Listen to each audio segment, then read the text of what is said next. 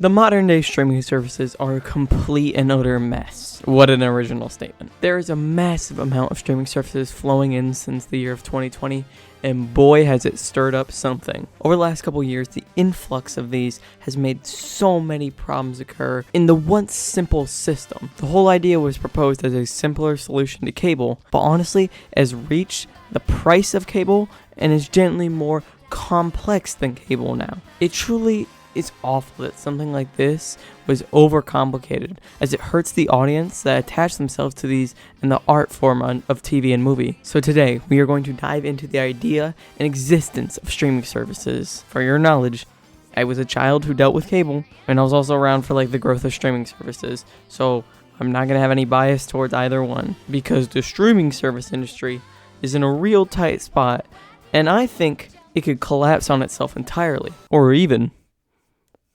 blow up, implode, supernova, like the title. Okay, this is the most simple aspect of this. There's just too many fucking services. You can't fucking find anything anymore without spending $6 million on 7 services that only have one show that you want. You have to go across so many things and look at guides. You have to look at guides to tell you where to watch stuff. Literally, like we used to do with cable, you have to open a guidebook on the internet and look at what you want. If you want a perfect example of this, let's look at the beauty of the Pokemon anime. On the Pokemon website, they have a watch guide for us.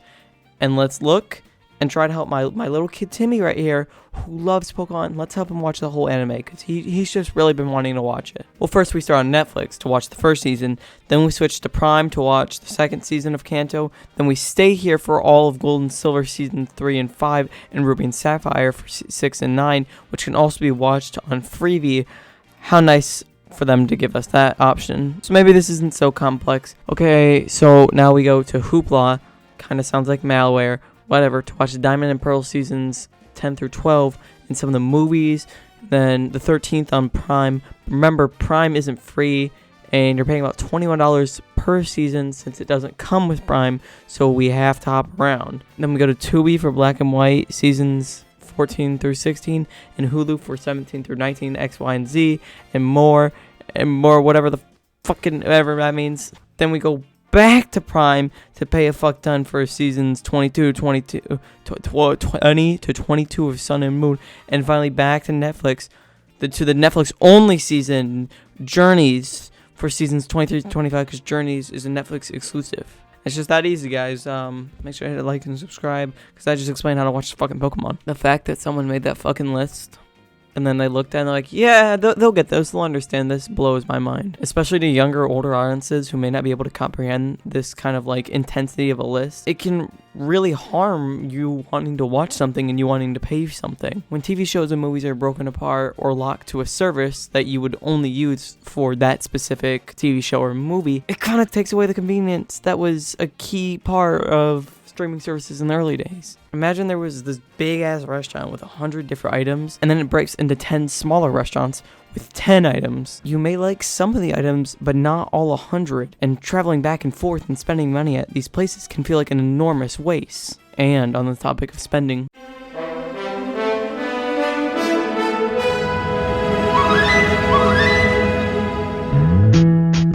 so as mentioned, the abundance of services really crowd the area. But do you want to know something else?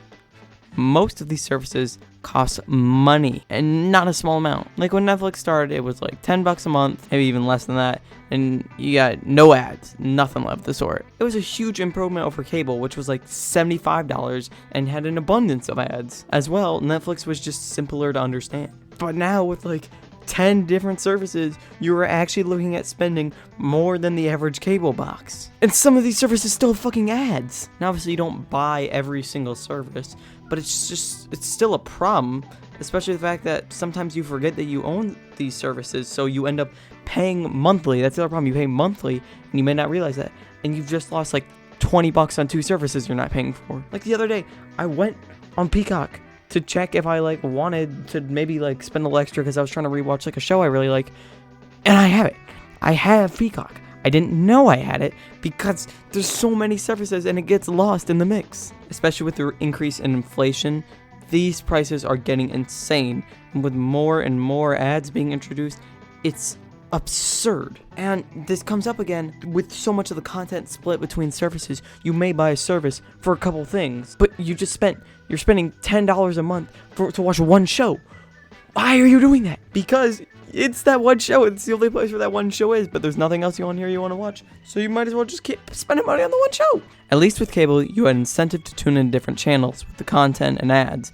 But streaming services have barely any of these, as original content is nowhere near as compelling most of the time. They are so desperate for feeling like old TV shows. They're back on the weekly release thing, like releasing something every couple of weeks. Because, again, it's more compelling to watch a show that way than just releasing the chunk as a whole. But now, since people realize how fucking stupid these services are, they like when we just have to wait a week. This is the stupidest fucking thing I've heard. We are literally regressing as a society. And while I like the weekly stuff more, genuinely, we backpedaled so hard. How the fuck have we backpedaled this hard? Also, I just mentioned original content. Let's get into that whole fucking mess.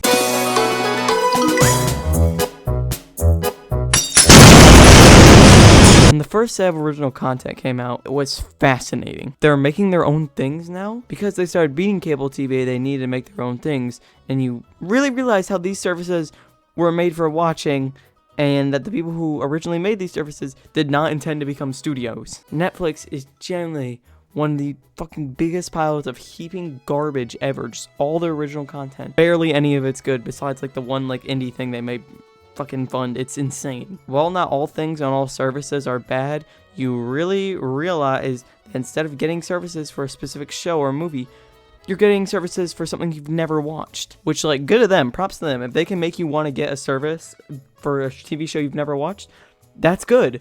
But there's just too many fucking services. So now you're being tugged every which way by saying, hey, watch our show. Hey, watch our show. Hey, watch our show. And you're getting incentive to spend more money. And you're getting into this fucking pile that's gathering together. It's insane. It's like playing Russian roulette. But even when you get the empty casing, they fucking take the revolver from your hand, make sure it's on. BAM!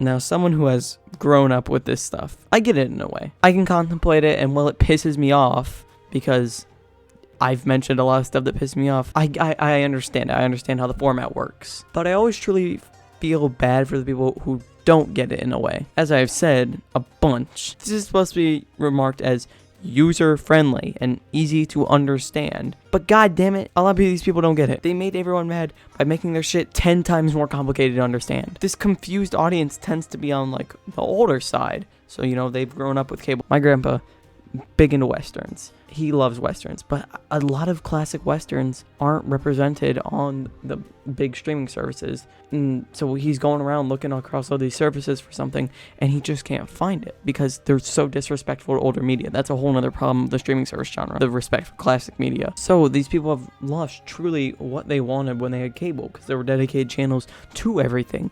But you can't really do a dedicated streaming service to a really niche genre, because then you're going to fail. Your streaming service is your brand. Who you are, that's your streaming service. But it's not just like older people who I fear for. I think in a way, everyone is affected negatively through this insane amount of content and accessibility. With everyone watching all of this stuff like at like their fingertips so much, I fear it in like a sub TikTok element kind of way. There's just so much you can do, and you're getting constant just like shots of dopamine straight to your face.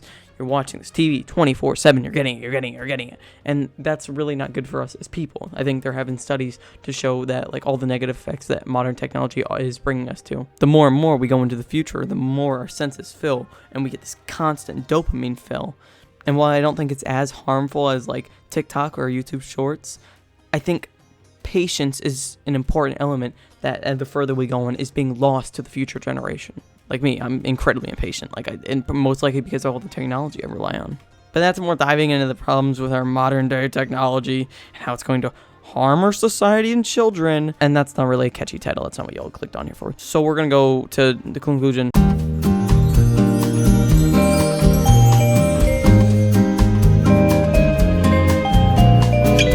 I think today, streaming services are one of the best things ever invented. Now, you might be judging because I just spent all this time complaining about them, but I think they are valuable. They're valuable. It's just they're being harmed and used in the wrong way. As soon as we start discussing what ones are and aren't worth getting and having like a first, second, and third class of streaming services, that's how you know we're kind of fucked and in a bad spot with where we are. And I blame it on that fucking mouse. He just couldn't not make a streaming service during COVID, this stupid fucking little rat-ass bastard. Fucker little bitch-ass mouse. Do I think they will be gone or there will be major changes sometime soon? Maybe. We're getting lots of reports every couple of months now about the decline in subscriptions each quarter. Most likely because of the fact that they sign up for just one thing so that they could be on the decline. Like literally what I said, you sign up for one thing and then it goes down. And because of that, your profit margins or just your subscription generals go up and down because people aren't around forever. On the other hand though, people might crack down on like all the stuff that people do. Like recently Netflix did a big crackdown on password sharing, which has been proven to increase sales. Sales went straight up for Netflix as soon as password sharing went down, and that really pisses me off. I hate that you can only watch it at one household now.